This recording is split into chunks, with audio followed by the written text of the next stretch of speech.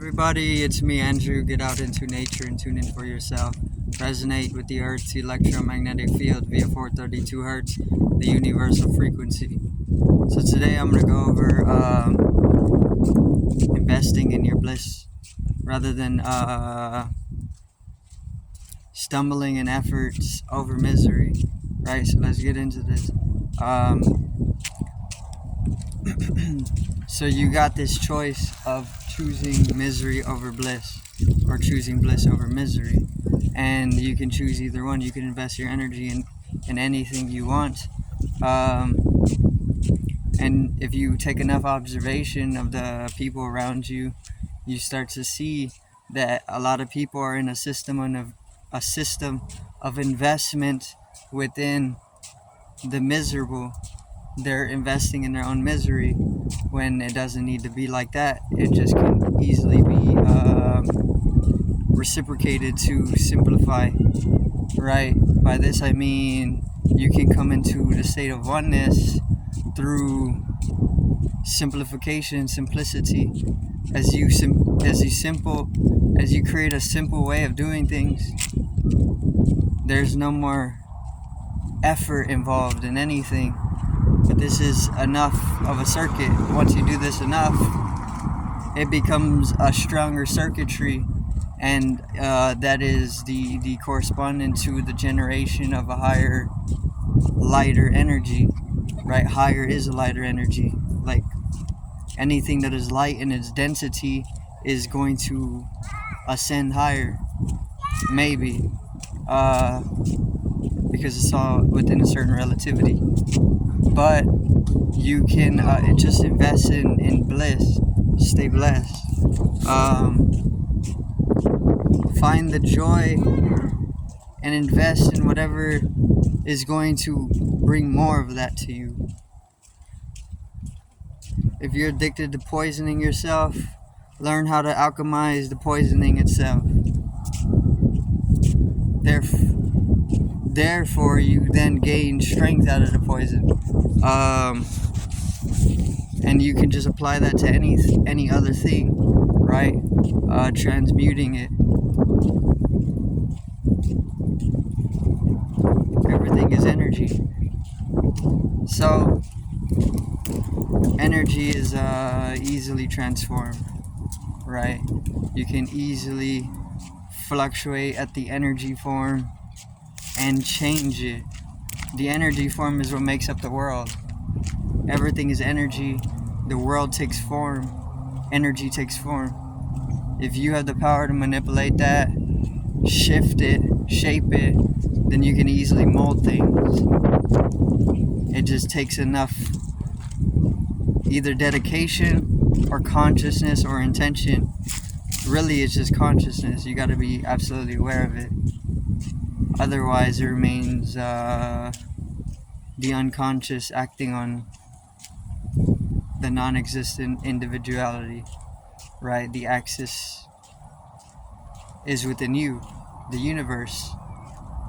So, one consciousness comes simply because that's how it works, or that's just how it happens. It's not something that you need to labor for or even make an effort about. The efforts itself are futile. Like I was talking about, all the efforts that you make to be yourself are futilities, because you can't actually ever not be yourself, because you're a unique geometry.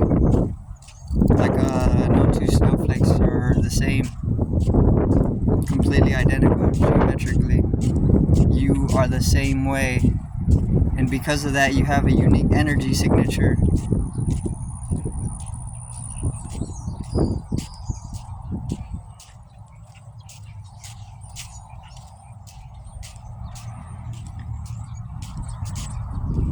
So then the process of self-reflection allows you to deepen your observation to another degree, which in that degree, or in that angle of seeing things, of perception, you're able to simplify the whole process of excess, which is processing, right? You are able to integrate higher processing from what was you can synonymize it with, let's say, you can correspond it to a mundane processing, right? Like you're upgrading your computer. You upgrade yourself through increasing your awareness. The geometries of awareness are pristine. They're highly profound. The moment that you shift it properly, it takes a massive effect on the other complexes.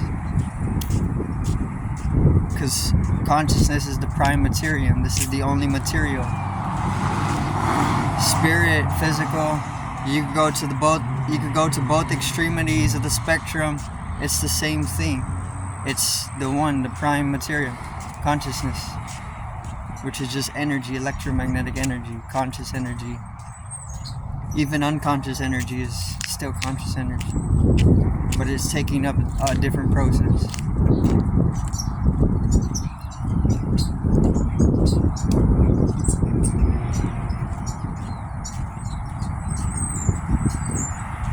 So let me see the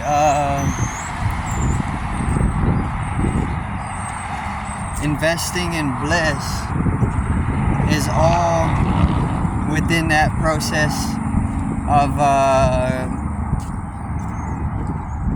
coming into self-realization, right? Realization is synonymous with bliss, because once you come into the self-realized state, there's only bliss. You're blessed to be in the self-realized state. And it's the deepening of experience. It's the transcendentality of it. It allows you to be able to feel that bliss. There's a lot of things that are keeping you away from just being able to feel a little bit more deeply.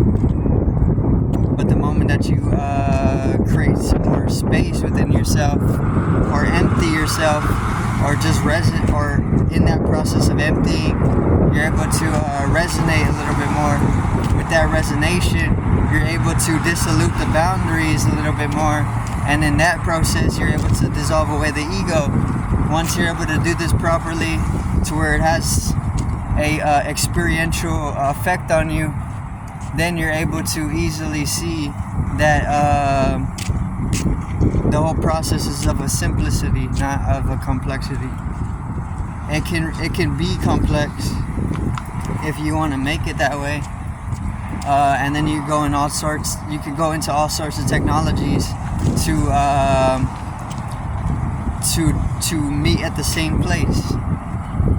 But it's all simple thing. It just happens of itself. Is why it's simple, and there's no real will in it either. It's just each individuality's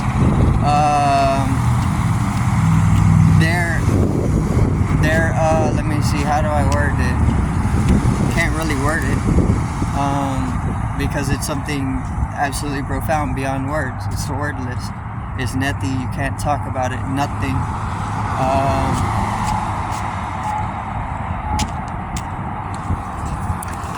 But just investing in bliss. This is as simple as waking up in the morning. Every day you wake up,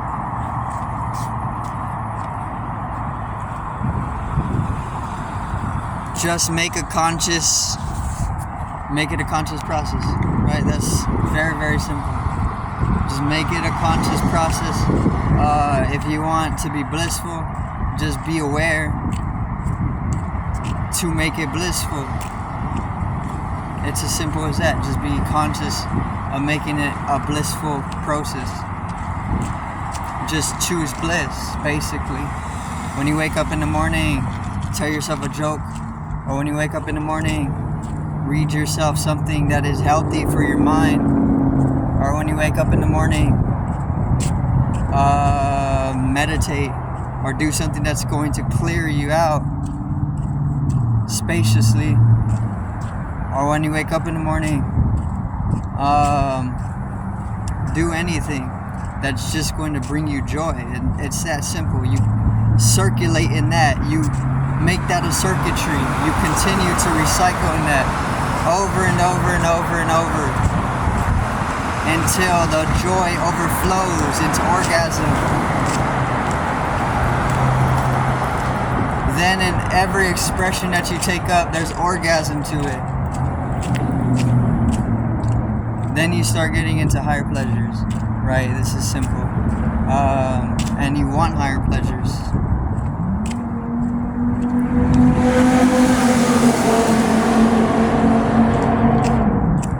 Because that's what everybody's really working up towards. It's like a goal to deepen the experience. No matter what form it's taken up in, everybody's just working towards that revolution. The revolution is the liberation.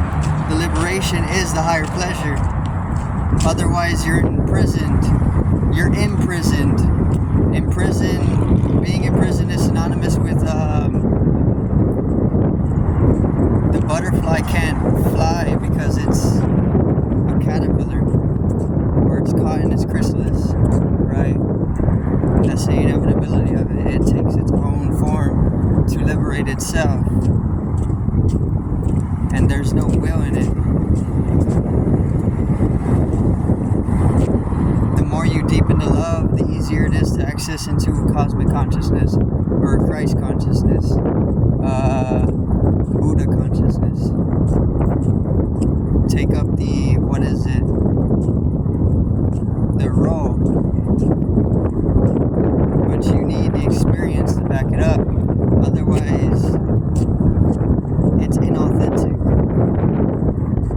If there's no experience, then it's just hollow knowledge speaking through.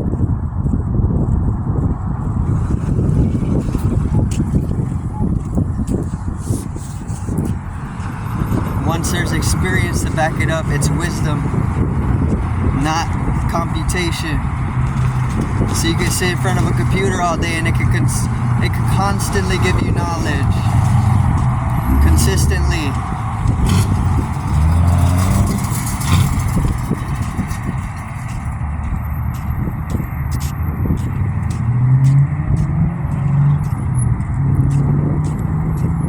But that doesn't make the computation wise, or it doesn't make the computer wise.